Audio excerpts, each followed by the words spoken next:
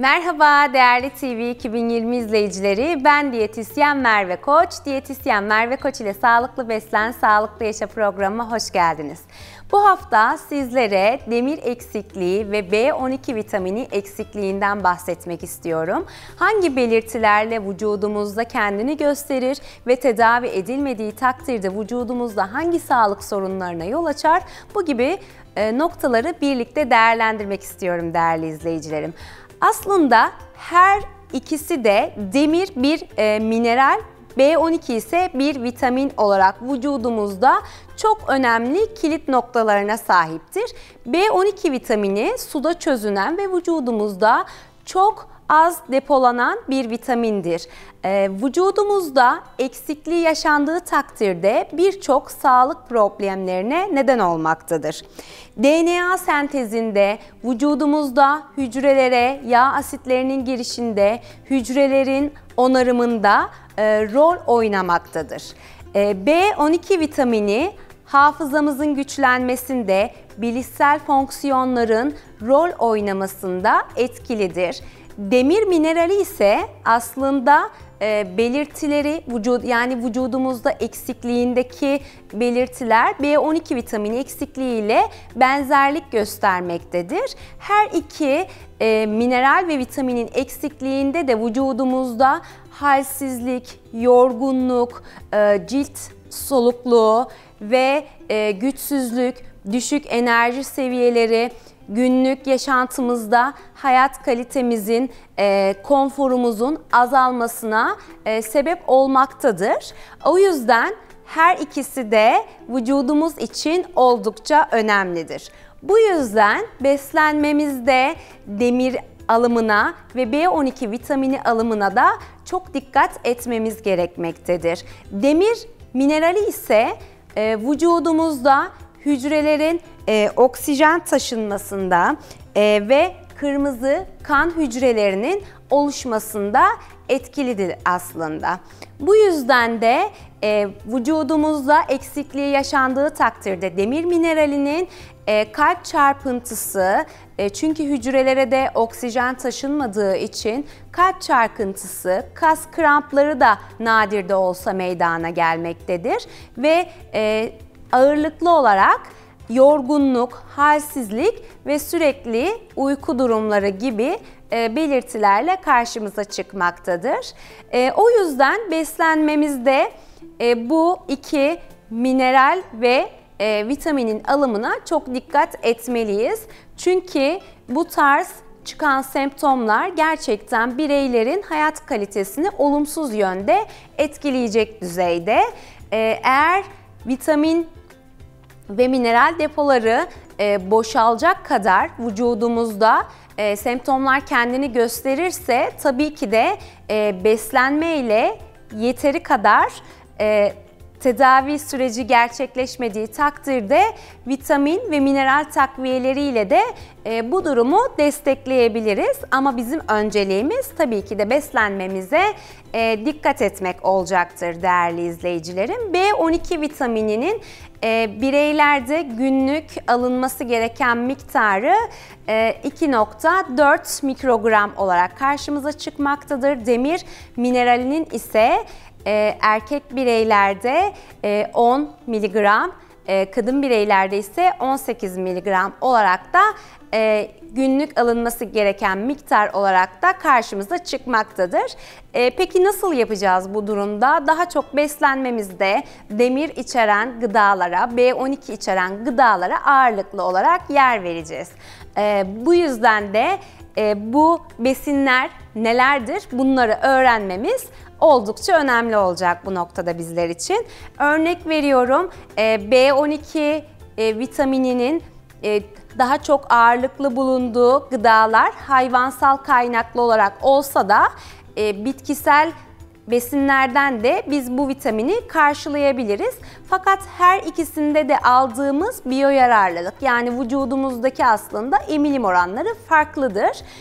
Bu yüzden bizim için vücudumuza hangi besinler daha çok yararlı olacaksa o besinleri tercih etmemizde bu durumda fayda bulunmaktadır değerli izleyicilerim. Daha çok kırmızı etler, beyaz etler, sakatatlar, bu tarz besinleri de tercih edebilirsiniz. Fakat bu tarz besinleri ağırlıklı olarak tüketmekte vücudumuzda kolesterol problemlerine de neden olacağını da göz önünde bulundurarak yine dikkatli tüketmekte fayda bulunmaktadır. O yüzden biz beslenmemizde nohut, yeşil mercimek, kinoa gibi bu tarz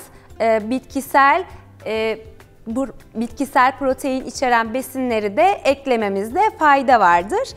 Mesela ben size birkaç örnek tabak tarifi de hazırlayacağım aslında size güzel bir alternatif olması adına. İsterseniz onları da hazırlarken ben yine de sizlere bilgileri aktarmaya devam edeyim. Mesela kahvaltınızda bu tarz bir ekşi maya ekmeği üzerinde avokadolu ve yumurtalı bir ekmek sizin için güzel bir alternatif olacaktır. Çünkü yumurta da aynı zamanda en güzel B12 vitamini kaynaklarındandır. Kahvaltınızda daha çok protein ağırlıklı da beslendiğinizde, bu tarz besinlere de yer verdiğinizde sizin için güzel bir alternatif olacaktır. Hem avokadoda da içerisinde faydalı yağlar da vücudumuz için önemli bir rol teşkil etmektedir. Aynı zamanda ekşi maya ekmeğiyle de birlikte kaliteli tahılı da vücudumuza almış olarak kan şekerimizin de dengede kalmasına yardımcı olacaktır. Ve ıspanaklı krepler mesela günümüzde de çok popüler bu tarz besinler aslında kahvaltılık farklı alternatifler. Ispanaklı bir krep de sizin için hem demir açısından da ıspanak oldukça güçlü olduğu için bu anlamda da beslenmemize güzel bir katkı sağlayacaktır. Kahvaltıda isterseniz bu şekilde de göstereceğim size. İçerisine somon da ekleyerek minik roller de oluşturarak sizin için hem B12 hem de demir minerali bakımından oldukça zengin bir beslenme alternatifi olacaktır. Aynı zamanda isterseniz limon, maydanoz gibi besinleri seviyorsanız bu tarz besinleri de ekleyebilirsiniz. Çünkü C vitamini ile birlikte tüketildiğinde bu tarz ıspanak içeren, demir içeriği de yüksek olan sebzeler de C vitamini ile birlikte tüketildiğinde o demirin emilimini vücudumuzda daha çok almaktayız. Aslında bu tarz püf noktaları da bizim için önemlidir. Demirin emilimini artıran faktörler olduğu gibi demir emilimini azaltan faktörler de vardır. Bunlardan da hemen bahsedeceğim size. Örneğin çok fazla çay kahve tüketimi ve yemekle birlikte tüketilen çay kahve demirin emilimini vücudumuzda engellemektedir. Örneğin demir içeren bir gıdanın kalsiyum içeren bir besinle birlikte tüketilmesi, örneğin hemen size açıklayarak da vermem aklınızda daha çok kalıcılığa neden olacaktır. Mesela bir ıspanakla birlikte yoğurdu tüketmeniz kalsiyum o demirin vücudumuzda emiliminin daha az olduğu görülmektedir aslında. Bu tarz püf noktaları da bizim için önemlidir değerli izleyicilerim. Bu göstermiş olduğum güzel alternatifleri siz de evinizde sıklıkla denemenizi tavsiye ediyorum. Kesinlikle hem tatlarını çok beğeneceksiniz hem de besin çeşitliliği açısından da güzel alternatifler olacaktır sizin için. Evet, farklı size besin gruplarından da bahsedeceğim. Hem B12 hem de B12 vitamini hem de demir için vücudumuzda o faydalı besinleri alabilmemiz adına. Örnek veriyorum, bir tatlı patatesin besin değeri normal bir patatese göre daha kaliteli olmakla birlikte glisemik indeksi de düşük olduğu için vücudumuzda kan şekerimizin de dengede kalmasına yardımcı olacaktır ve o kompleks karbonhidratları da vücudumuza alarak sindirimimizin de düzenlenmesinde etkiye sahip olacaktır. İçerisine ben şu şekilde anlatayım size hazırlarken de. Bu şekilde tatlı patateslerimi zeytinyağı ile birlikte, birazcık da baharatlarla birlikte ben fırınlayarak hazır hale getirdim değerli izleyicilerim. İsterseniz siz bir adet ya da öğününüzde tercih edecekseniz 2 adet de yeterli olabilir.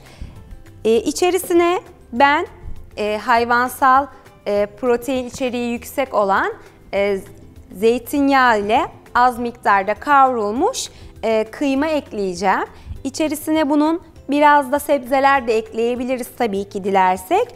Hemen hazır hale getiriyorum. Ben zaten bunu söylemiş olduğum gibi tatlı patateslerimi fırınlamıştım. İçerisinde çok az zeytinyağı ile birlikte. Hemen şimdi size aşama aşama hazırlayarak göstereceğim. Evet, kıymalarımı içerisine ekliyorum. 4 yemek kaşığı kadar eklemem yeterli olacaktır. Evet, diğerini de içerisine ekleyelim hemen.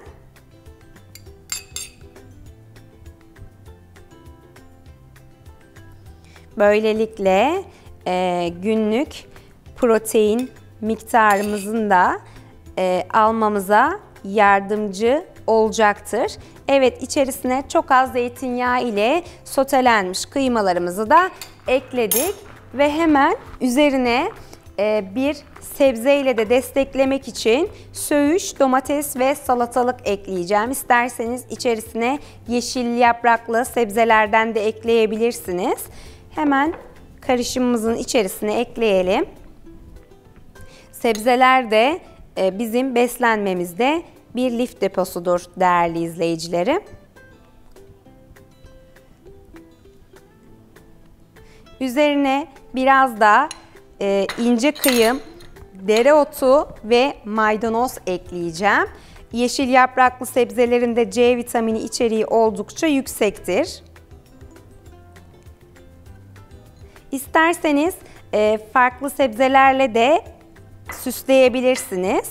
Ekleyebilirsiniz, kinoa ekleyebilirsiniz. Çok detaylı bir şekilde çeşitlendirebilirsiniz aslında ama ben size kinoa ile de farklı bir tarif hazırlayacağım için şu an tatlı patatesimin içerisine kinoaları eklemedim değerli izleyicilerim. Evet, görüntüsü de o kadar güzel, cezbedici oldu ki hem içerisinde kompleks karbonhidrat hem de sebzelerle desteklenmiş hem de B12 vitamini açısından kıymetli olarak kırmızı etten de tercihimizi kullanarak bir tatlı patatesli Meksikan usulü diyelim tatlı patates hazırladık sizlere. Sizin için de evinizde güzel bir alternatif olacağını düşünüyorum değerli izleyicilerim. İçerisine farklı baharatları da ekleyebilirsiniz. Ne seviyorsanız damak zevkinize göre söylemiş olduğum gibi baharatlarla da çeşitlendirerek metabolizmanızı hızlandırmanıza da yardımcı olabilirsiniz bu noktada. Evet, diğer bir tarifimizi hazırlamaya da geçelim hemen değerli izleyicilerim. Bu arada size yine farklı bilgilerden de bahsetmek istiyorum.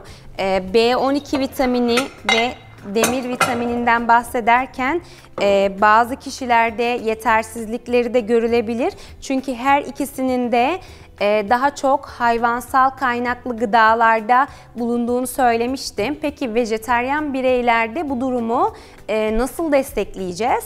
Söylemiş olduğum gibi bitkisel protein içeriği yüksek olan gıdalar tercih edilebilir ve bu anlamda beslenmenin desteklenmesi açısından besin mayaları var, B12 ile zenginleştirilmiş ve farklı besinler var B12 ile zenginleştirilmiş. Hayvansal kaynaklı olmayan vegan vejetaryen bireyler de bu tarz besinleri gönül rahatlığıyla da tercih edebilir aslında. Yine aynı şekilde mercimek ve kuru baklagillerden almış olduğumuz bitkisel protein içerikleri de vücudumuzu bu anlamda desteklemeye yardımcı olacaktır. O yüzden bu gibi noktalara da dikkat etmemiz gerekiyor. Şimdi yoğurtla birlikte haşlanmış mısırlı bir farklı bir salata alternatifi hazırlayacağım size. Yine bir güzel bir alternatif olacak. Aslında süzme yoğurt olarak ya da normal yoğurt ya da light yoğurt olarak kullanabilirsiniz. 4 yemek kaşığı kadar yoğurdumu ekliyorum içerisine.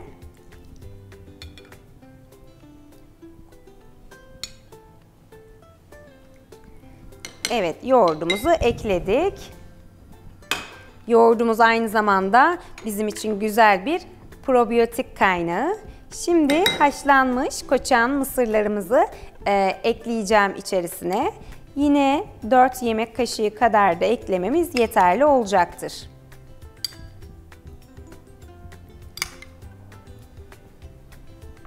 Evet, mısırlarımızı da ekledik. İçerisine avokado ekleyeceğim. Avokado da güzel bir tat verecektir. Hem de besleyicilik kazanması açısından. Bu şekilde küçük küçük küp küp doğranmış avokadolarımı ekliyorum. Avokadonun içerisinde kıymetli yağların olduğunu her fırsatta vurguluyorum değerli izleyicilerim. Evet, avokadolarımı ekledim. Ve kırmızı soğan ekleyeceğim. Antioksidan açısından da zengin aslında.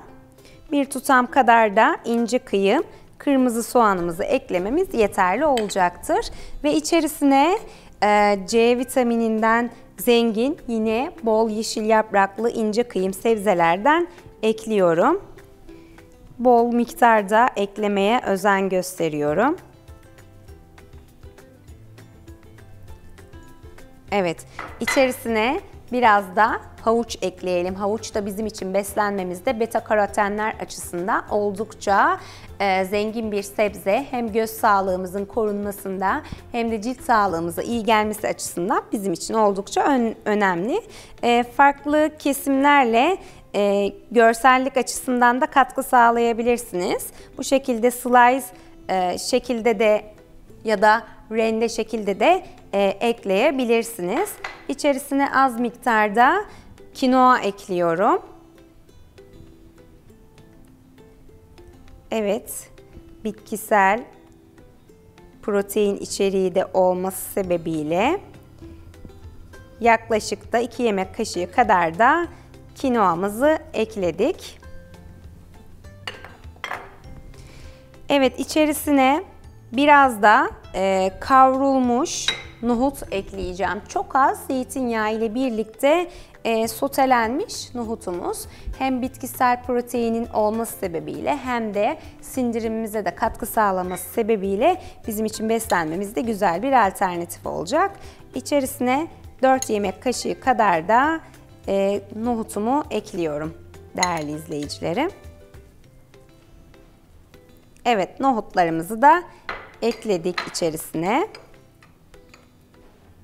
Ve şu anda biraz da içerisine tofu peyniri ekleyeceğim. İsterseniz Erzincan tulumu ile de deneyebilirsiniz bu tarifi. Ben o şekilde de denedim ve o şekilde de güzel bir alternatif oldu. Fakat biraz daha bitkisel kaynaklı olması sebebiyle tofu peynirini tercih ettim. Hem yoğurt da kullandım. O yüzden peynirimi de bitkisel kaynaklı olarak tercih ettim değerli izleyicilerim.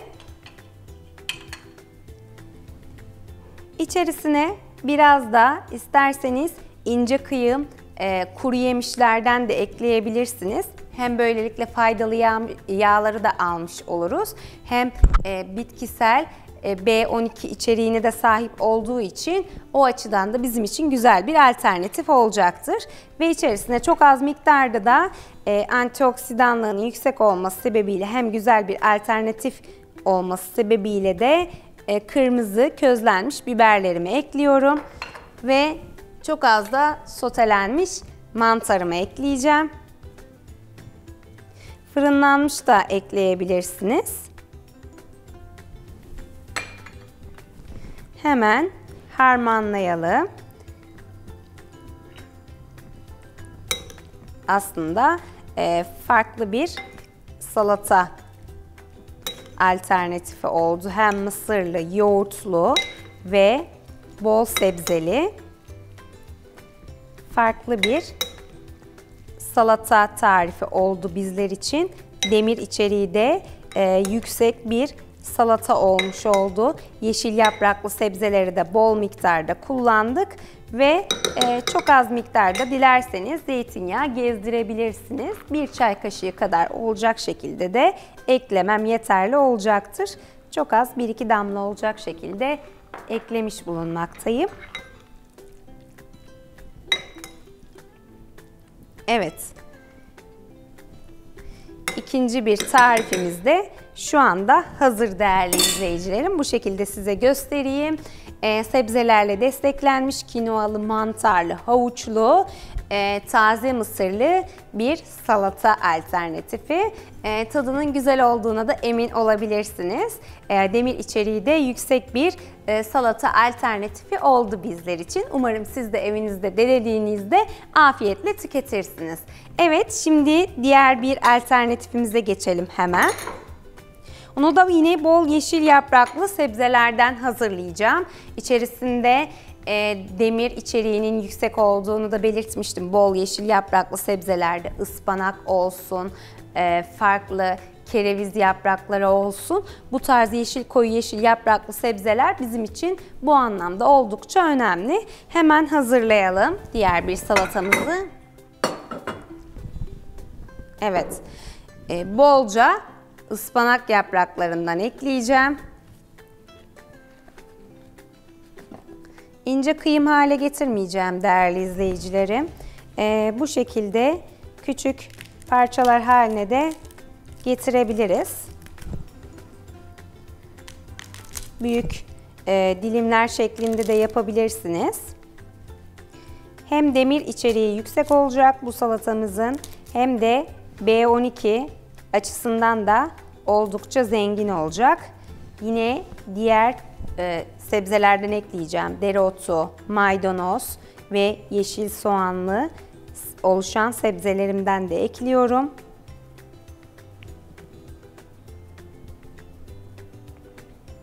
İsterseniz bu salatayı somonlu olarak da hazırlayabilirsiniz. Somon da bizim için bu anlamda çok güzel bir B12 kaynağı olarak karşımıza çıkmaktadır. Zaten bilişsel fonksiyonların gelişmesinde özellikle çocukların erişkinlik dönemlerine geçerken o büyüme çağındaki o hormonların da gelişmesinde de oldukça önemli. Büyüme hormonlarının da gelişmesinde somon oldukça önemli. Hafızanın güçlenmesinde de oldukça etken bir B12 kaynağı bizim için. O yüzden somonu da gönül rahatlığıyla tercih edebilirsiniz. Küçük minik marullarımızdan da ekleyelim hemen içerisine. Yine bu şekilde bıçak değdirmeden küçük parçalar haline getirerek hazırlamak yeterli olacaktır değerli izleyicilerim. Evet, içerisine yine haşlanmış kinoalarımızdan ekleyeceğiz. Tabii ki kinoalarda bizim için yüksek lif kaynakları, beslenmenizde sıklıkla yer vermeniz sizin sağlığınız açısından da olumlu etkiler sağlayacaktır. Evet, kinoamı biraz daha ekliyorum. Kinoanın çeşitlerinin olduğunu size daha önceki programlarda da bahsetmiştim. Beyaz olanı daha çok pilav tarzı besin gruplarında, işte salatalarda, çorbalarda kırmızı çeşidini ya da siyah çeşidini de kullanabilirsiniz.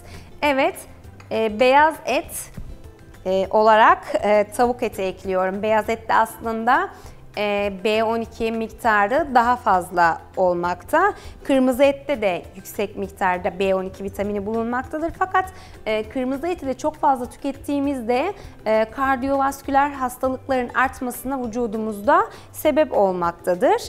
Kalp damar tıkanıklığına da sebep olmaktadır. O yüzden porsiyon kontrolüne de dikkat etmek gerekli. 120 gram ekleyeceğimiz ızgara tavuk yeterli olacaktır. Üzerine bu şekilde ekledim değerli izleyicilerim. Ve biraz da fırında sotelenmiş, çok az miktarda pişmesini sağlayacak kadar fırında pişirdiğimiz karnabaharlarımı ekliyorum sebze olarak. bu şekilde yanına 2 yemek kaşığı kadar da eklememiz yeterli olacaktır. Oldukça da besleyici bir tabak oldu aslında. Bir ara öğün şeklinde değil de öğünlerinizin hafif geçirebileceğiniz bir öğününüzün, çorbanızın yanında da yeteri kadar da destekleyecek şekilde diğer öğünlerinizle hem demir minerali hem de B12 vitamini açısından da zengin bir tabak oldu aslında bizim için. Hemen içerisine biraz da ben haşlanmış nohut ekleyeceğim bu kez. Nohutu farklı şekilde de kullanabiliyoruz, değerlendirebiliyoruz. Güzel bir alternatif olarak da karşımıza çıkıyor değerli izleyicilerim. Çok az miktarda da içerisine kuru yemişlerden de ekleyelim dilerseniz. İnce kıyım ceviz olarak da ekleyebilirsiniz. Üzerine birazcık da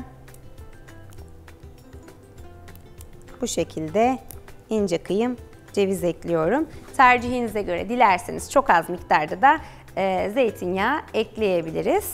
Eklememizde bir sakınca yoktur. Yine bir çay kaşığı kadar olacak şekilde de ekleyip karıştırdıktan sonra da proteinli ve bol sebzeli hem demir içeren hem de B12 vitamini açısından da bizim için fayda sağlayacak bir salata alternatifimiz hazır hale geldi değerli izleyicilerim. Evet, ürünlerimizi size tekrar göstermek istiyorum bu şekilde.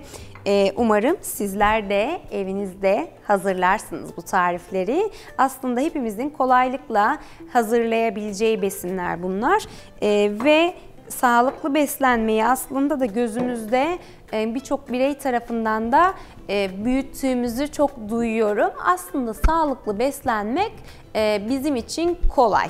Yani bu tarz sadece vücudumuzda bazı semptomları gördüğümüzde değil de her anlamda beslenmemize dikkat ettiğimiz takdirde zaten hayat kalitemizi, kendi konforumuzu, bedenimizin konforunu artırmış oluyoruz değerli izleyicilerim. Evet, bu tarz ürünler de sizin için lütfen kahvaltınızda sıklıkla yer vereceğiniz besinler olsun. Hem ıspanaklı krep, somonlu bir şekilde de tercih edebilirsiniz. Hem de paşa yumurtalı, ekşi maya ekmekli, avokadolu bir güzel tabak alternatifi size bu anlamda vücudunuza güzel faydalar sağlayacaktır değerli izleyicilerim. Evet, umarım sizler için güzel, farklı alternatif tarifler sunabilmişimdir. Sizler de evde denediğinizde umarım beğenirsiniz değerli izleyicilerim. Başka programlarda, başka bilgilerle görüşmek dileğiyle. Sağlıcakla kalın.